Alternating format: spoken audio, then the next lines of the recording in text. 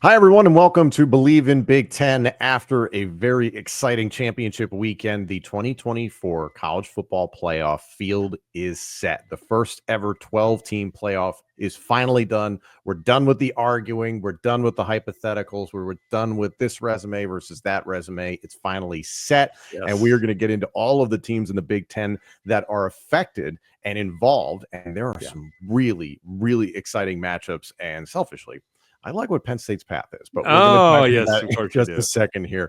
Believe in Big Ten is presented by BetOnline. BetOnline continues to be the world's most trusted betting platform and your number one source for online betting. From the earliest odds to in-game live betting, BetOnline provides you with constant real-time odds and action and the ability to watch the games as they happen with the largest selection of odds on everything from football to the NBA, college basketball, the NHL, and even UFC. Head to betonline.ag today, and don't forget to use our promo code BELIEVE, that's BLEAV, for your welcome bonus on your first deposit. Believe in Big Ten is presented by BetOnline. The game starts here.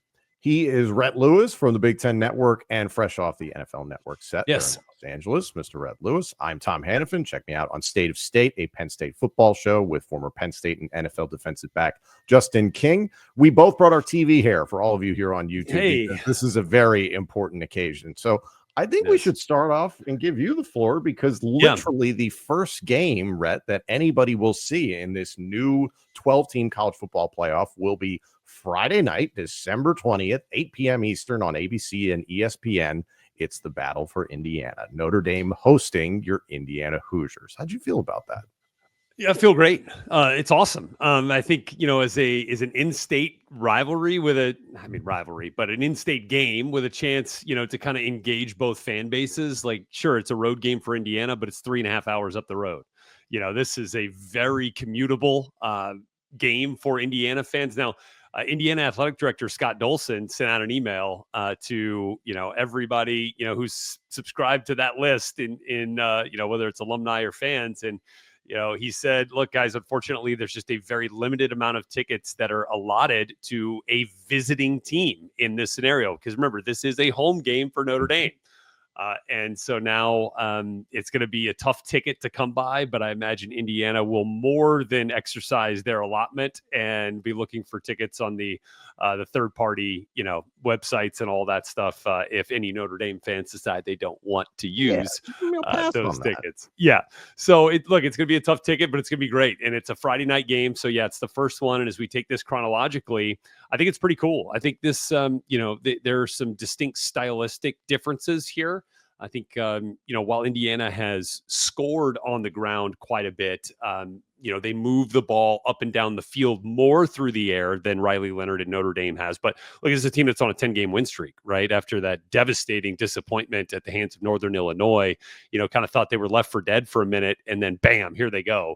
And went on quite a run to finish the season at 11-1. So, for Notre Dame, I think Marcus Freeman has done a phenomenal job there. And we actually was just looking at some of the quotes, Tom, that Curt Cignetti, who has already kind of spoken after this, as most of the coaches have now that this all came through, and actually said they did some work on Notre Dame last week, knowing that could be a potential opponent. Sees a very quality opponent here. But yeah, I mean, I think Indiana has a more explosive offense than Notre Dame, but Notre Dame a very good defense and a really good run game. I think it'll be kind of interesting stylistically to see how this one plays out. And also two teams that should not be fazed by the potential weather elements. I think that's something really to consider in this college football playoff, at least in the first round, is that you've got, for instance, Tennessee going to the Horseshoe in Columbus. And it's like, okay, how's UT going to deal with maybe a frigid atmosphere there in Ohio? I'm curious about that. How's SMU going to deal with Happy Valley when the early weather reports say it's going to be, balmy 15 degrees for that game on noon at noon on TNT on the 21st. Sticking with Indiana just very quickly here, because one, Cignetti was lobbying for Indiana to have a home game. One, do you think they should have had it? And then two, how do you feel about Indiana's potential path, knowing that Georgia awaits the winner of Notre Dame, Indiana in the Sugar Bowl in New Orleans. Yeah, look, I mean, obviously the first 4 seeds are spoken for, right? So there's no use in any of that. That was how the Big Ten or that was how all the champions, slotted out. Oregon, the Big Ten champ, and we'll get into that game right a little bit later and how they were able to get it done against Penn State. Actually, not too far off from what you and I talked about ahead of this game, actually, as the path to victory for Oregon. But we'll get into that. So, the 4 conference champions obviously makes sense. That's where it was. And then the 4 teams that got home games, like it's hard to play against the Penn State who lost a Big Ten championship game. It's hard to say that Texas didn't deserve one, losing the SEC championship. And then, Notre Dame, without a conference championship, could that have been flipped?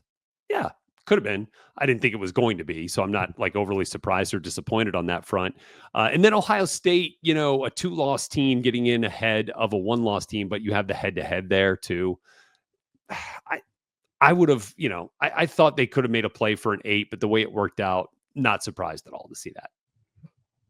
But you got to shoot your shot if you're Signetti. I respect that. Of course. It's Catholics versus cigarettes. It's Indiana. Yeah. But also that path, that's something I want to bring up with Penn State here in just a minute. George is waiting. George is waiting down in the Sugar Bowl in New Orleans. And look, George has had some issues now, right? What's the status of the quarterback? Who's playing quarterback? Yeah. Gunnar Stockton came in, did a real nice job for him, and then kind of leveled out a little bit, right? I mean, that gutsy run he had at the end to set up, what ultimately ended up being the winner in overtime, it was huge. And, Carson Beck goes down. He's out for that did not look like something he's just going to come back from next week. We'll obviously see what's going on there. Hopefully for him, he can get that thing taken care of. But I don't mind this path either for IU. Is it mandatory that if you play quarterback for Georgia that your dad has a membership to a yacht club or something like that? Oh, come on. Like we have Stetson Bennett, Carson Beck, Gunnar Stockton, or just the names. Yeah, Tanner Archibald is probably next. Like, what are we doing? Right. If anything, this system should work very well for Stockton if he's the guy that can go. We'll see if Beck is able to go. Yeah, I think that's obviously, the question mark there. So do you want to move forward chronologically here to what we have with Penn State coming up as first game on Saturday, triple header? Yeah, I am very curious about this one because you could make an argument that the path for the winner of Texas Clemson to Arizona State is either better or slightly worse than Penn State and SMU having a path to Boise State. In my opinion, Penn State has the easiest path of anybody to make it to the semifinals. So to be able to host SMU, which watching what they did against Clemson, being able to come back, obviously they were in a big game for the first time in quite a long time. You could kind of tell that from the early stanza, that first half. It was like, oh, they seemed a little bit like 24-7. Yeah, we got to settle into this. And then obviously really made it competitive, 31-31, and then the 56-yard field goal to win the game for Clemson. For them to put up the points that they did on a good Clemson defense, I was very impressed. A lot of speed, a lot of explosivity. Reminded me a little bit of Oregon notched down just a tad. I guess that'd be my best comparison for it. But Penn State, it'll be a whiteout. It'll be at noon. There's some Penn State fans that aren't thrilled about that. But it's like, hey, you're hosting one of the weakest seeds, one of the weakest teams in this entire field. You have a great path, and then you would potentially play Boise State in the second round. So that game is going to be at the Fiesta Bowl in Phoenix. So it's like not too bad. What do you think of that path? I think it's very fortuitous, truly. Now, look, SMU, like as you said, brings about some of the challenges that gave Penn State a little bit of trouble against Oregon. Namely, Brashard Smith is going to be a big time challenge for this team, both on the ground and through the air. He and Kevin Jennings, man, are kind of the straws that make that thing go for SMU's offense. And Rhett Lashley just done a phenomenal job there at SMU. And, who would have thought in their first year saying, we don't want any dang money from the ACC. We just need to be in this thing so that we can have our opportunity to get into the CFP. And they knew, and they get it done. I'm glad that SMU got their opportunity, right? I think, now, I think there were some people saying, all right, if this ends up being 34-7, do they really deserve it? I think it would have been a tough precedent to set for the committee to knock a conference championship game runner-up out of the playoff entirely when they were in pretty safely before it. So I'm not surprised at all to see SMU in there. But for Penn State, And we'll get to the how they looked in that Big Ten championship game here in a minute. But yeah, a nice path here. Again, you're bringing a typically warmish weather team, right, from SMU up to Happy Valley in the early game on Saturday. I think all that will work in their favor. I think that environment will be a phenomenal advantage for Penn State. And depending on how their health situation looks coming out of the Big Ten championship game, I am definitely seeing the path forward to a Boise Penn State Fiesta Bowl.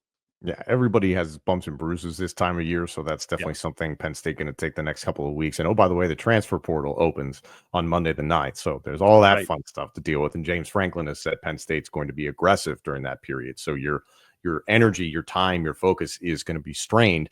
SMU, they've done extremely well in terms of recruiting. They will also probably attempt to be aggressive in the transfer portal, so everybody's kind of under the same gun. It's a matter of Penn State has much more pressure on it in this than SMU does. SMU has nothing to lose really, because there was the whole Alabama SMU argument. So now that they're in, it's like, hey, you're kind of playing with house money.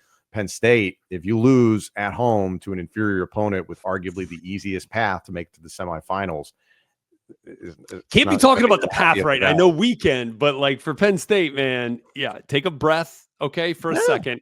But you need to have 100% solidarity of focus on this SMU team, because they can absolutely walk into Happy Valley and win. Absolutely. I think that's the fun thing about everybody in this field, is that everybody can get everybody. It just depends on the circumstance. 100% available for some, lower seeds winning in these matchups, in every one of these matchups. Jumping to the other Big Ten representation within the first round, that is no disrespect to the Texas Clemson game, but this is a Big Ten show. We're going to stick with 8 versus 9. That's Ohio State hosting Tennessee. That's going to be on the 21st at 8 p.m. Eastern on ABC and ESPN. Southern team heading to the Horseshoe in late December. What do you think about UT there? Yeah, interesting one, right? Because you're like, oh, great, Ohio State got a home game. What's that atmosphere going to feel like? Yeah, is it going to be like, Kirk Herbstreit alluded to it on the show. He's like, yes, is it going to be like the scene of like a bar fight where the combatants left and then they came back in? Everybody's like, you should have left. Like, you shouldn't have come back, I'm really curious to see what that is like. And then, boy, that's a tough path for Ohio State, right? You got to go right out. If you win that game, great. You're headed out to the Rose Bowl to battle Oregon, the team that got you. Obviously in the regular season, but we'll get to that in a moment. For Ohio State, look, I think for Tennessee represents some challenges that Michigan brought about for them. And that's namely, can you stop the run? Can you stop Dylan Sampson? 1,485 yards on the ground for Tennessee this year. And, averaged about 6 yards a pop. Obviously you get some quarterback run game there too with Nico. This is an explosive offense, and I think, Ohio State's defense needs to be on it here. But I think this is a game where if you got all this talent on offense, you better be able to go score for score if you have to against Tennessee. I'm curious to see how Nico is in this game. Yeah. It's the far and away biggest game of his career and biggest opportunity. Nico strikes me as this quarterback that just has all the potential in the world to be the best quarterback in college football and maybe a number 1 overall draft pick at some point. Just hasn't quite put it all together this year. And Tennessee needs to commit to running the football. They had success with that late in the season. They tend to get away from it a little bit. Heupel likes to move the ball, that tempo offense, throw the ball around a little bit. Offensive line has struggled in pass protection. That could play right into what Ohio State does extremely well. Listen, are there ghosts for Ohio State? I think you put it extremely well. Yeah, everything that happened against Michigan, like that was as hostile an environment from a home team fan base towards said team that I've seen in a long time. Ryan Day, speaking of the pressure Penn State has on it to win the first round, what if Ryan Day doesn't win? Yeah, I mean, you could be looking at, kind of the unthinkable when you look at his record, and you could be looking at Ohio State making a leadership change. I think it's, I do not think it is out of the realm of possibility. As crazy as it kind of seems to me on the surface, given that Michigan is the only Big Ten team we're talking about Ryan Day and Ohio State really losing to throughout his tenure. Better hope the grass is a little bit greener on the other side if that's the case. But look, for this Ohio State team, you've got all the talent in the world. You've got every opportunity, even though the path might be a little difficult, to go bang, bang, bang, bang and win a national title. It can absolutely be done from where they're sitting and who they have with them. Will Howard's got to play some of his best ball yet as a Buckeye. That is for sure. They got to have their stars be stars, right? They got to have those receivers and those running backs putting up yards and points. And it's got to start against Tennessee quickly. Last point on Ohio State. Is this basically Jake Taylor in Major League for Ryan Day, where you have to win the whole effing thing to save your job? It kind of feels that way. It feels that way. Look, I don't have any inside information, but I think, in a way, can that be dangerous? If that's where, it was dangerous for the, the Indians in Major League, wasn't it? Yeah. And so it's almost again, you and I have talked about it a lot. It's the manner in which you win and lose. So if you're competitive all the way to the bitter end and it's a Rocky Balboa conclusion in the national championship and you still lose, sure. like that's a real quagmire. That'd be a tough one. I mean, like you were the last two in the biggest college football playoff ever. That's maybe a different story. Like you got to get there first. And they got 3 games they got to get through to get there. Yeah. So it starts this Saturday, or not this Saturday, but 2 Saturdays from now in the Horseshoe. So you can get that crowd back on your side very quickly. That could be a game in which Ohio State rolls. Yeah, I think they have that potential. Herb Street was completely right. You got to jump out there early in that game. By the way, congratulations to his son going to Michigan. Ooh, house divided. Very exciting. Interesting. Okay, so the winner of Ohio State, Tennessee, you were kind of alluding to it, would move on to play number 1 Oregon at the Rose Bowl. So you have that kind of West Coast travel advantage for Oregon at least. Yeah. No matter who they face in that game. Oregon, winning the Big Ten championship game, I was extremely impressed, having covered Penn State football now for years and seeing the way that Penn State performed. I thought Penn State exceeded my own expectations. I thought this was going to be a defensive battle based on what these two teams were capable of doing. Winds up being a shootout, and Penn State loses by a possession. But Oregon is, in my opinion, the most complete team in college football. That might not be going out on much of a limb. They are undefeated. They're the only undefeated team in college football, but still, the way that they performed, they can do literally whatever they want offensively. You name a style, they can do it. The only thing that Penn State really illuminated in this game was that you can run the football on Oregon consistently to the tune of nearly 300 yards rushing, about 8.5 yards per clip. So it does beg the question, if you run into Tennessee and Ohio State, yes, those teams have not exactly been fantastic about running the football as this season has gone by. But say you run into a Clemson or an Arizona State somewhere in the semifinals, like there's a path here where Oregon could run into some real monsters in terms of running the football. But Cam Scatterbo and Arizona State would be right there. Exactly. If Arizona State wins the quarterfinal and Oregon is able to get past, whomever, Tennessee or Ohio State in the quarterfinal, you'd have a real challenge ahead of yourself. Exactly. But reflecting on the Big Ten championship game, what impressed you about Oregon? Well, look, we talked about this, kind of a number of times right here on Believe in Big Ten. Like, go back and look it up. I mean, we said, look, if Oregon gets out and starts running the ball early, which they did, they were moving the ball up and down the field. Kenyon Sadiq, 2 catches, 2 touchdowns, and looked about as impressive as anybody on the field in those 2 plays, including the hurdle for that first score. So they started running the ball early. Right? Noah Whittington, Jordan James, they broke off a couple of big ones. And then, this was my thought. I was like, all right, Tez Johnson has the ability to be a game-breaking player. And I felt like on a number of occasions, he broke this game open. 11 catches, 181 yards. This was I think one of the first times his real family got a chance to see him play. And so he took that very personally, wanted to put on a show, and he did. I thought, again, that just the number of ways in which Oregon can operate offensively provided them the better pathway to victory. And ultimately, Tez Johnson broke this thing open. I thought that throw and catch from Dylan Gabriel and the decision by Dan Lanning to go forward on that 4th down late in the 4th quarter, it was Gabriel to Ferguson deep over the middle. I thought that one was huge. Again, trusting your team. And Dillon was fantastic in this game. Didn't turn it over. That's where you look at Drew Aller that, had the couple of turnovers. I thought he made some big throws too, missed a couple to Tyler Warren in particular. I thought they could have been better, but man, running the ball, fantastic work by Penn State. And this was arguably Derek Harmon's worst game, one of the best players in college football defensively on the interior for Oregon. And Penn State handled themselves up front better than I thought they would. It just wasn't enough.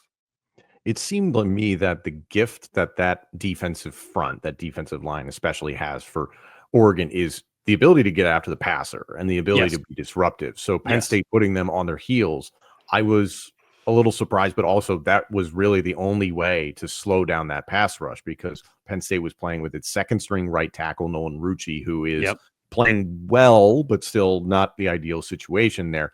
I like the way Penn State shuffled its offensive line consistently through the game, and that you would see Vega Ioane flex out sometimes to a tight end spot. They'd bring in JB Nelson, a reserve guard / tackle. They'd pop him in at tackle. They would have Sal Wormley in there, and they'd go strong on certain fronts. They put a guard at fullback at times. So Andy Kotelnicki is going to be extremely creative, and Penn State fans are hoping he doesn't leave for West Virginia. But Penn State put a lot of good things on tape. I think prove that they can hang with some of the big boys, and they just need to clean up the penalties. They need to clean up the turnovers, and defensively, I don't know how you deal with that type of tempo. That's the thing. Watching that offense, Rhett, like that Oregon offense, it was pedal to the metal from literally the opening kick. As you mentioned, they were running the ball, and you saw the video of Penn State linebacker Kobe King vomiting there on attempting a goal line stand. And you play the game when you're playing tempo either side of the ball. It's freaking tough. And as the third, fourth quarter rolls around, it's damn near impossible to keep up with that. Yeah. And look, I don't know that it was, Chip Kelly, like 8 seconds every play type of tempo, but it was fast enough to where, it kept Penn State really from getting personnel on the field. It kept Penn State from, recalibrating at times. And I think that's why, it ended up, like it was, especially that onslaught early on. I actually give Penn State a lot of credit. At the outset of the second quarter, they scored. They scored 2 touchdowns in the first 5 minutes of the second quarter. And you're like, oh boy. But then back comes Penn State, 2 straight scores. And it's all of a sudden it's 28-24. They get a field goal for the end of the half and it's 31-28. Do you have anything on the 2-point conversion? Like at the beginning of the fourth quarter, ultimately it didn't really end up mattering in this thing. Penn State opting to go for it. Yeah. I hated it. James Franklin historically prefers going for it, and he goes with the analytical approach in terms of being aggressive, points are at a premium, that sort of thing. I tend to be a little bit more conservative, and it's like, hey, take the point, take the PAT. Here's my argument. You lost 45-37. Say Drew Aller doesn't throw that interception there at the end of the game, which was a bad decision on Aller's part. I saw a lot of people saying, oh, the play call was bad. I was like, no, you just made a bad decision. There was a wide open Tyler Warren there. Say Penn State goes down and scores. Then you would put yourself in a position where you have to go for 2 to tie the game. Why would you shoot yourself in the foot in that capacity early in the fourth quarter? Your assumption is the points of data that it's like, well, there will be more possessions. There will be more time. Your defense isn't playing that well. You're giving up points frequently.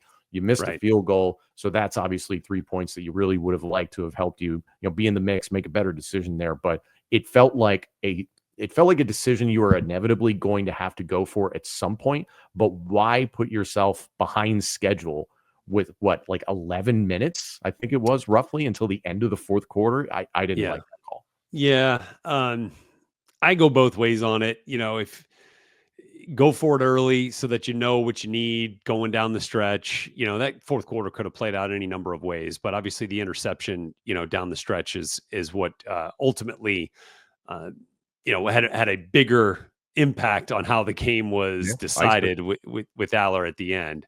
And then, Oregon is able to essentially salt the clock out afterwards. And they ran 5 plays at the very end, and that was virtually it over the course of the final minute 54. And that's a powerful thing if you're Oregon to be able to do that and to count on your defense. When it felt like Penn State was making some moves, and they came and stepped up to the plate and stepped up to the challenge.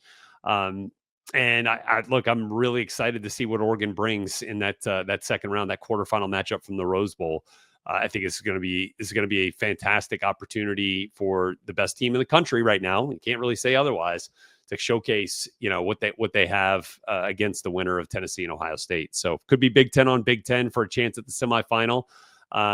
And Big Ten sits here with 4 teams in the college football playoff.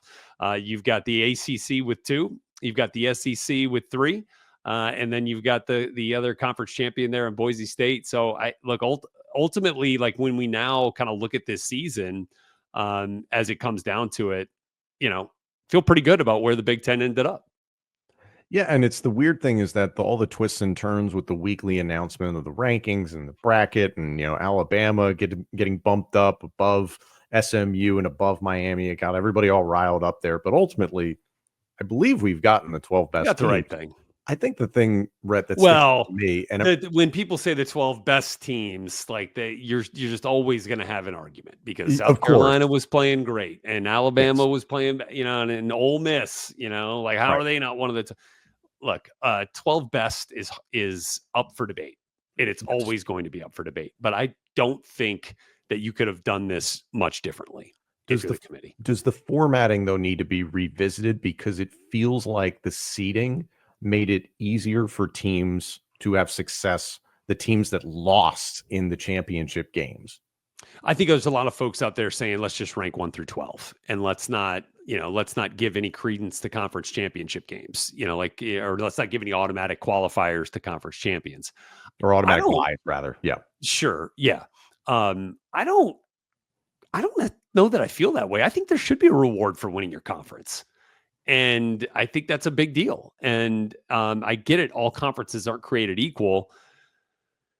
And maybe they tweak it around a little bit to where you reseed, right? And so that the number one, seed, the number one ranked team, Oregon, has a better path, a more favorable path forward. I could see that changing, but I don't know that I want to get rid of the automatic buys for conference champions. For me, I kind of like the basketball model where the regular season champion is just the regular season champion. If you want to tack on an extra non-con game or something like that, because the networks are not going to be okay with losing championship game weekend. You probably not going anywhere. Yeah, so you might have to give them something else in this, hypothetical I'm throwing out there. But I'm a fan of just, hey, if you want to name a regular season champion, that way you don't have this whole debate of, well, this team lost. You heard Joey Galloway saying, he was like, SMU lost in the championship game. Why should they be in over Alabama? It's like, yeah, but they played in their championship game. They earned the opportunity to play. Right. And so it's you can't penalize anyone for that. If we're going to shoot to hell these resumes and the people earning their way into these championship games, and they don't mean anything to certain people. Yeah. I was grateful that the committee stuck with SMU in all this. Because Alabama, you knew why they were going to put them in. It was just, you're just trying to get the ratings. You're trying to get the eyeballs of that whole thing. Sure. And I think, when you look at the NCAA tournament model in basketball, it's like, well, yeah, I mean, like the Horizon League gets one bid. And that's probably about right. Because, the Horizon League is not, the ACC, even if the ACC is not the Big Ten. So I think ultimately, when you look at it that way, and you look at, if you're in the top 12 and you're playing in a conference championship game, you should stay in the top 12. And I think if SMU had been outside, right, if they had been 13 and not in the top 12, then they stay out by losing. They would have had to have won. Again, win the games that are on your schedule. We're not talking about any of this, okay? That's ultimately what this comes down to. Beat Vanderbilt, beat Kentucky, beat Oklahoma. Yeah, that Oklahoma one was rough. That was tough. That we're not. Thank you all so much for joining us here on Believe in Big Ten. The first ever 12-team college football playoff field is set this coming weekend. We're all going to sit back and enjoy Army-Navy. Don't get me wrong. Right. We are going to later on this week look ahead to some of the other non-playoff bowl games that Big Ten teams are going to find themselves in. Talk a little bit more about the playoff, any news and notes coming up from that, if anything exceptional comes out of the transfer portal. This is a very exciting time for Big Ten football. He is Rhett Lewis from the Big Ten Network and NFL Network. I'm Tom Hannafin. Check out State of State, a Penn State football show, wherever you get your podcast. Like, comment, subscribe, rate us, and turn on notifications for Believe in Big Ten. Check us out on YouTube, wherever you get your podcast. And we'll check out you and everything going on in the Big Ten later on this week.